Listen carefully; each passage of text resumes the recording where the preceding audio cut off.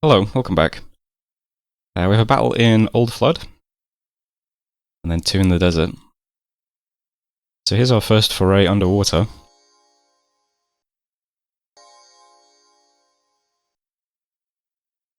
We don't have any kind of amphibious ability, we're just led underwater by the gift of water breathing. Means our stats are not great underwater. -3 for being underwater. Although in the case of the Numidians, they still have pretty good stats, which is kind of funny. But we're only up against Ictiids. Naked ones have nets, I think. Yep. I think all Fomorians can break out of nets pretty easily though. And we're getting ice struck by this guy. But yeah, not a very accurate spell. So, yeah. So it goes pretty fine. Could have been worse. And we even got in the Hall of Fame as well. Harmful Weather Instrument now has Unbreakable Skin, so he's got +3 base protection. +3 base protection already. Then we had 2 battles in Deserts of Visions. First up is Shamblers into a couple of barbs. So...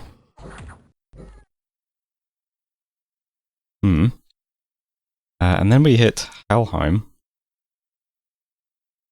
So Helheim is expanding with a couple of Sacreds, I think. 1 Mounted Herdman. So Mounted Elves always very, very strong. Let's see what the Bless is as well. Cold Res, Defense, Pen Bonus, Undying, and Hit Points. Could be some imprisoned component as well on that, yet to be seen.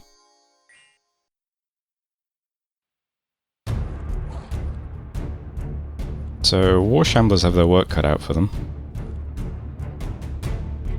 Now if they do manage to hit, they hit very hard. These guys don't have any kind of resistance to the poison either. The extra hit points on that Bless is probably the biggest thing that's gonna keep them alive, maybe. You know, pretty evenly matched. The Shipwreckers versus some elves.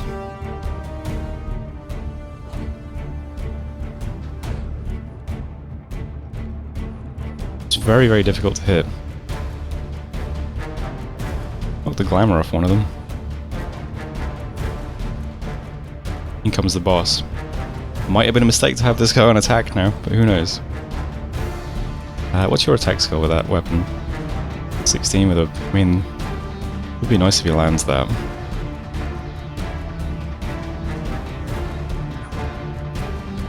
He landed it for 6 damage, not impressive.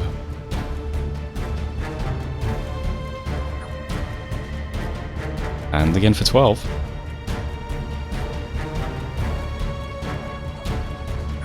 Uh-oh, we just started losing. Where's the commander right now? Are you just back here still? Yeah. Oh, took out another one. Damn. Baloney's fleeing. Now these guys do have poison on them.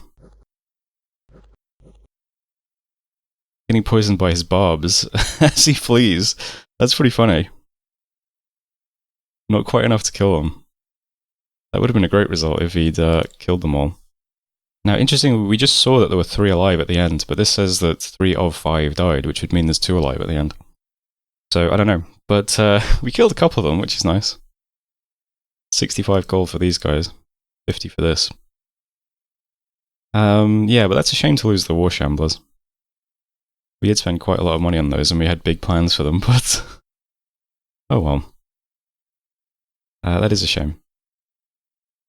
So we can also see that this province did have a Shambler Reef, so Helheim could potentially now contest the water provinces quite easily, which would be annoying. So we need to take these quick. But that's it for messages, and here's the map now. Yeah. We've got Helheim here, we've got Vanheim is now here. So we're surrounded by elves. But yeah, we'll do what we can. We still need to, I mean, yeah, I'll say it one more time. Expansion is very strange. It's not going quite the way I envisioned it. But let's see what we're doing this turn. First up, this coastline looks uninhabited so far. So underwater guys are going to press on to Range of Shadow. And hopefully we can start taking some of this territory and lock it down for ourselves. That would be nice. And while we're doing that, I've put a minimid on the swimming men into Old Flood. So they can give Whalewind a shot and see how that goes.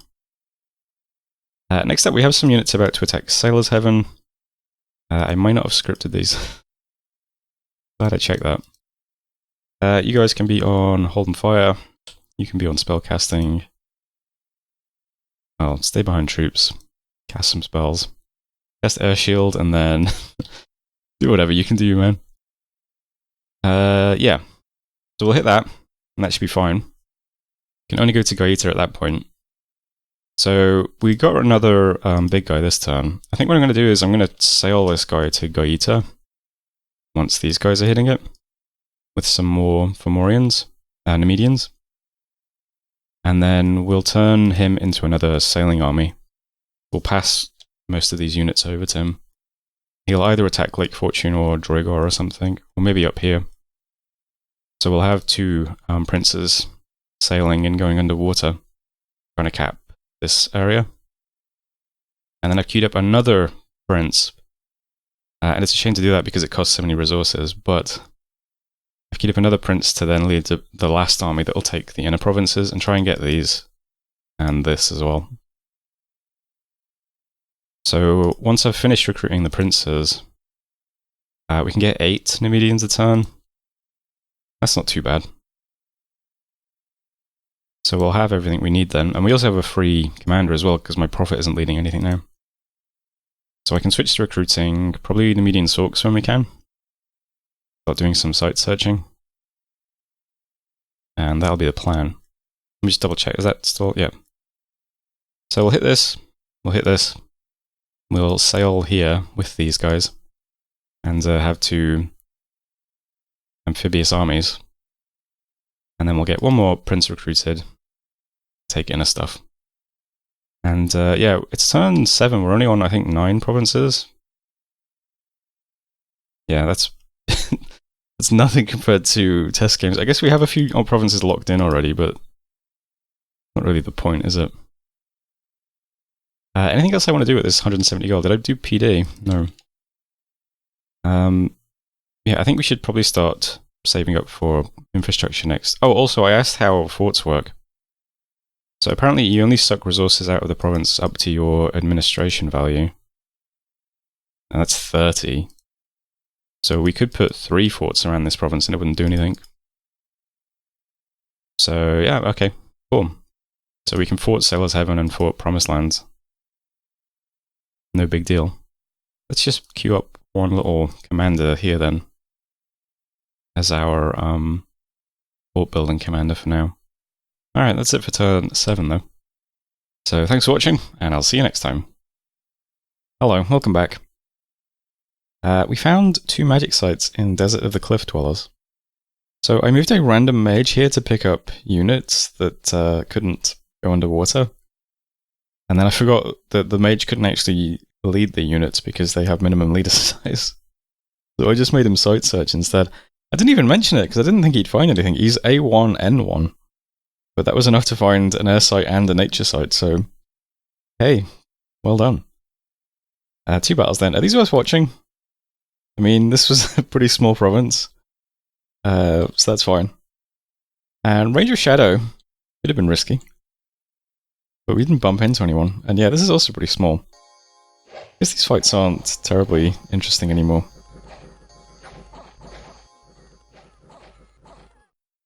But hey, I mean, it's nice that we're still taking provinces. No losses though. For Sigilla, we got a Skull Mentor, which is pretty sick. And Donamark, people here are very displeased, and a substantial part of the population have left their homes. So, great stuff. I guess I'd be displeased as well if I lived in a place with an arena and a slave market. That would kind of suck. And we did manage to recruit the swimming men, so 25 Triton Troopers. They're not amazing units, but they've got poison weapons, and poison barbs. And they're actually aquatic as well, so... Well, I mean, these are their stats though, so I guess that's not an amazing thing to point out. Full set of armor, I guess, it's not bad. I mean, they're going to be okay against, like, the weak underwater indies. I'm not sure if they're going to be... I mean, Tritons and Triton Guards, they might be able to take that. Might get some losses. We've got them anyway. And that's it for messages. Yeah, so I sent this guy to Desert to pick up this guy, and forgot he can't lead him because of minimum leader size. Because we were only able to lead, I think it's what, 50 size points underwater? Let me just double check that. Yeah, 50 size points. He was slightly too big, and he's the most wounded big unit. He's got crippled and battle fright. So I left him behind. Sent this guy over to pick him up, but couldn't lead him. So he just did some site searching, and we got a Wolfolk and a windmill, so that's pretty sick. We're on the board with nature gems now. Not bad. Might as well send this guy home. I'm going to recruit a Nemedian Sork this turn. So they'll be able to look for air and death sites. I guess we'll bring this guy along to look for nature sites as well. Unless the Sork we recruit has nature, because I think they can actually have nature, can't they? Yeah. Well, if she has nature, we'll bring the water guy instead, I guess. And that'll be fine. Anyway, here's the map now. We're attacking Whirlwind with the swimming men. Good luck to them. We took Range of Shadow. Not a very interesting province. Pretty low income. Low everything. And we can also see Arcoscephaly now as well. I sent them a message saying hello, and got absolutely no response, which is never good. They might just realise I'm just invading from over the coast, and just take this off me. But I think I can safely attack Dubros, because I don't think they can cross this. But who knows? Maybe we'll bump into somebody else over here. But I'll try and get Dubros anyway. And yeah, we'll try and grab some land over here. Hopefully Arco's friendly for a bit. At least until we've got a fort up. Over here now, we can also attack Goita. So the stuff in Sailor's Heaven, which has a great silver mine, which is cool. And a Merman village as well, if you want that. Not spending any gold on those units just yet, though. That might be good, though, for when we attack this province, because this is Shark Tribe, so putting some more expendable stuff in the front might be pretty good. I would like to save up to start a fort soon, though. So, yeah, those guys are just going to move to Goita, and the stuff in our cap is also sailing there as well. So this is unfortunately heavy cavalry, plus light cavalry and militias. So it might be rough, I don't know. I've put the slingers slightly further forwards on attack cavalry. Hopefully they don't just all immediately die and trigger like an HP route. I don't think they will, but you never know. But after that, the Nemedians should clean up, hopefully. We'll see. We'll take that. We'll then transfer those units all over to the Prince. That gives us another army that can either sail or go underwater. And then we really need to get the inner provinces then wrapped up. We can see that Helheim is recruiting Shamblers. Maybe it's only the unit version though. Maybe he'll have to get a leader over here with a water breathing ring or something to lead them. I don't know. We might have a few turns to grab these, but it's definitely contested slightly. I could send him a message and say, can you please just take this if you want a water province and leave these, but who knows. And that's it currently. You do have a commander now to start putting up a fort, probably in Stone Heavens first. And recruitment is up to, we're just about, we need one more resource to get, how many would this be? 1, 2, 3, 4, 5, 6, 7, 8, 9. 9 Nemedian warriors a turn, that's not too bad. That will drop if we ever recruit a big commander, of course, but the Sorks only need one resource, yeah. So it works out for them. And we do still need to get our scales in Desert and Impassable. Zox is up to 3 prod now, but... So attacking 3 provinces, expansion still feels pretty weird. But I guess it could be worse. What are we on now? 1, 2, 3, 4, 5, 6, 7, 8, 9, 10, 11 on turn 8. 14 on 9 is okay. If we get them all. I don't think I gave out that skull now that I think about it. I didn't. Alright, what is research? 36. Almost at construction too. How fun. Anyway, that's it for turn 8. So thanks for watching, and I'll see you next time. Hello, welcome back. First up, we have a bunch of stuff from earlier. 9 gold, 1 pearl, and 8 water gems. And a message that's just a smiley face. So I don't know what this is, but the policy is that if I receive unexpected gems, I just destroy them, so I'll just destroy them. 2 battles in Dubros then. First up, Marverni. Taking care of the cavalry for us, that's quite nice. So they got some Javelineers and bare-chested warriors somewhere, I think. I thought they had some bare-chested warriors. Maybe they don't, maybe it's... There he is, okay. So, they got some Javelineers and some bare-chested warriors in the front. Taking the heavy cav on, while the boar warriors hit the light cavalry. Boar warriors have a boar blast, so they're larger. They also have disease resistance, which I assume is from having half dead, negate needing supply. And then they've also got 3 magic resistance to help protect them against beast mastery. So very much a boar blast. I know this because I have actually played Marverni. I have had fun with boars. That series is on the channel if you're interested. More like struggling with boars because I forgot to put half dead on the blast. So all of my boars had disease and 600 afflictions. Because there were so many of them all just overeating all the provinces. Great series, check it out. Anyway, this battle doesn't go too badly. These guys get stuck fighting the heavy cavalry for a long time.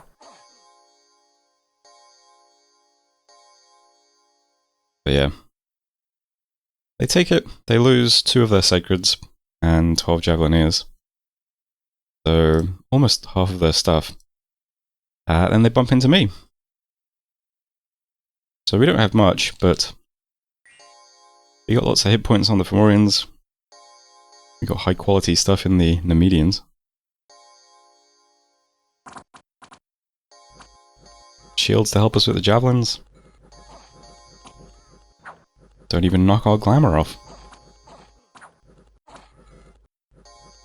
Yeah, the Fomorians get chopped up pretty badly. The Nemedians are really good though. Will the prince survive this one boar war? Yep, of course. Just instantly bobs him with his golden spear. Love to see it. How many kills do you have? 7 in melee. Got tough skin. It's up to +3. It's cool though. High protection prince. Anyway, whoops. There's Dubros. Also just spoiled Gaeta. But yeah, Gaeta wasn't too bad. I mean, it's there were 5 heavy cavalry, and the slingers do just kind of tank them pretty nicely for us.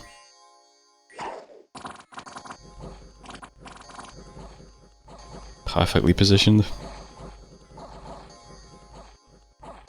Yeah, not too bad. Says Gaeta. And last up, Whirlwind. How did the mercenaries do? There's Tritons and Triton Guards into Triton Troopers. You would think the Triton Troopers would have the edge. But there are a lot more of the enemy.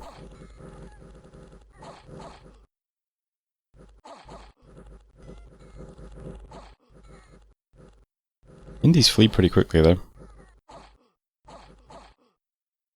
Not too bad. People get some poison stacked on them though, but that's okay. They did it fine. We lost 5 of them. But we took a province, so you know. Can't complain. Actually a great province too. Oh wow, no events this time.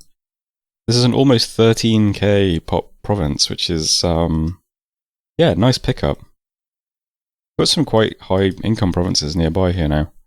Promised Land is 10k, Sellers is pretty high income. It's 8k, but it's got the silver mine.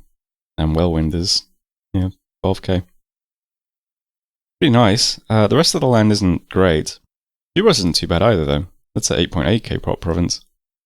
That's up there. And here's, yeah, Moboni.